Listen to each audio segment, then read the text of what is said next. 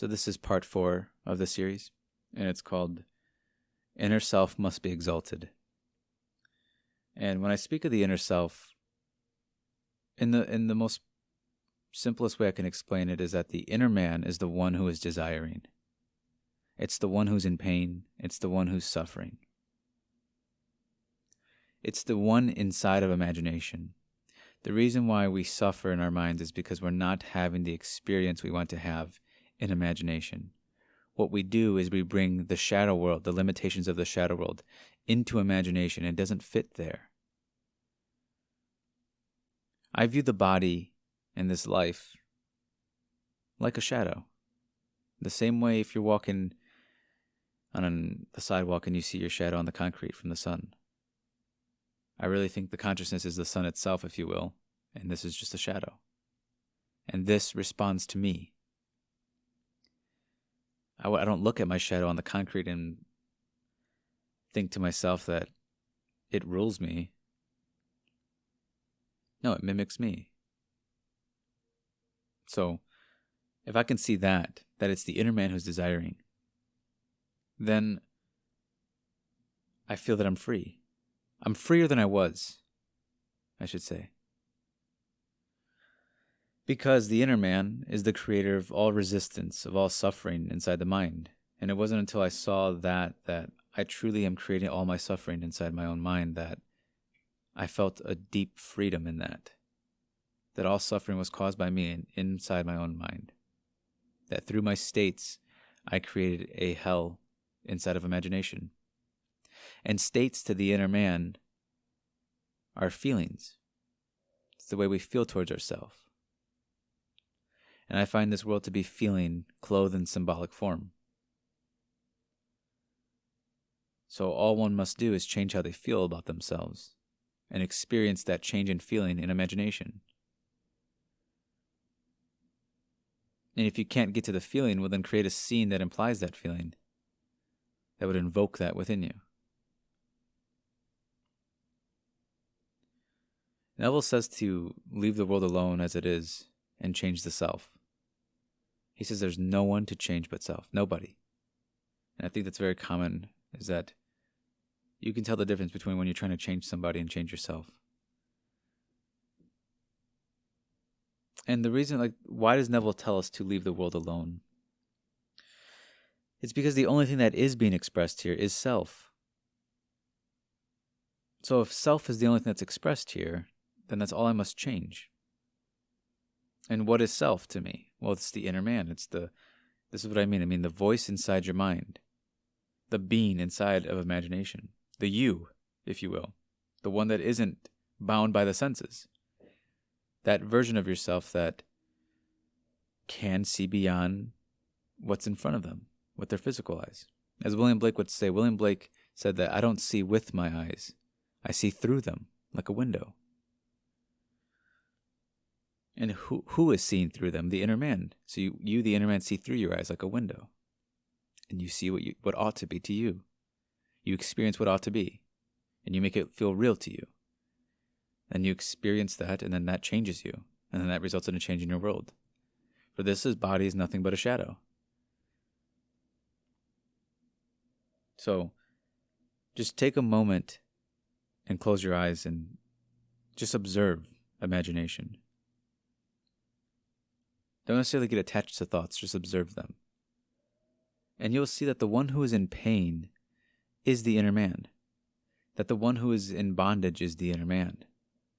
That the one who needs to be exalted is the inner man.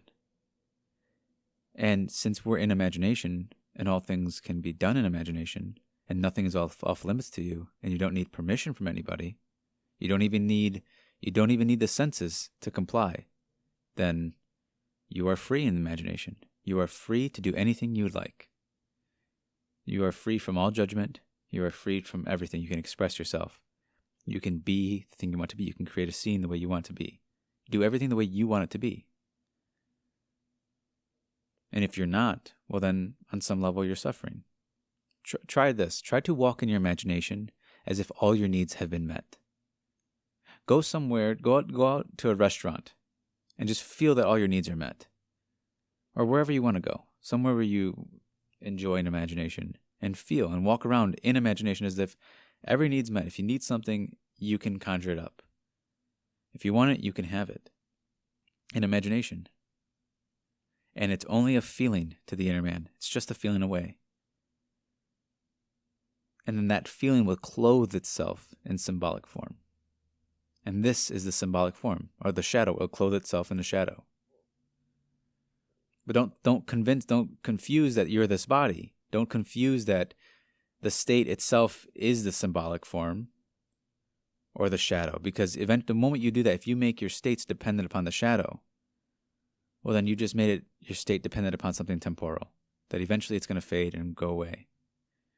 You want your states to be dependent upon imagination, where they're always there, where you can always experience being it. You can always feel that you are it. If you make your state dependent upon something external to you, well, then you're just kind of messing up the whole thing. You must see that states are within us. They're in imagination. They're feelings in imagination. And all that happens is that these clothe themselves in symbolic form. Now you must test this. You must test to see, is the inner man really the one who is suffering here? Is the inner man really the one who is he suffering because of his states? And then change it to an I. Am I suffering because of my states? And speak as the inner man. Is the reason why I suffer in imagination because I think low of myself? Because I feel low of myself? Because I feel like a beggar, or I feel undeserving, or I feel like I'm not allowed to have the experiences, or I feel like I need permission. Well, then the way you feel in imagination is the way you're going to be, and that's going to shape your world inside of yourself. And that will be your experience.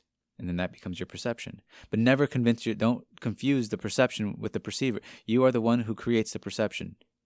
Don't confuse the two. Don't think you're ever the state. The state is dependent upon you. It's a feeling that you take. And then it clothes itself in symbolic form. But if you test this, I found this to be like the funnest way to test this, is that if you learn to exalt yourself, okay, well, how much better can I make myself feel? What else do I want to feel about myself? Could I make it even better than that? And you play almost a game with yourself. It becomes fun. How good can you make yourself feel? With nothing. You really don't need the senses to make yourself feel good. You don't need it. You need to let that go. And immerse yourself in imagination where you can experience the things you want. And what I mean by experience, I mean you experience the reality of it. So you feel that it's real. You feel that you are at now. You feel like you're experiencing it. And then you will. So I hope that helps, that if we can see that it's the inner self that needs to be exalted, then we can do it, because it can be done in imagination. It's just feelings that we can appropriate, and you don't need anyone's permission. So I hope that helps.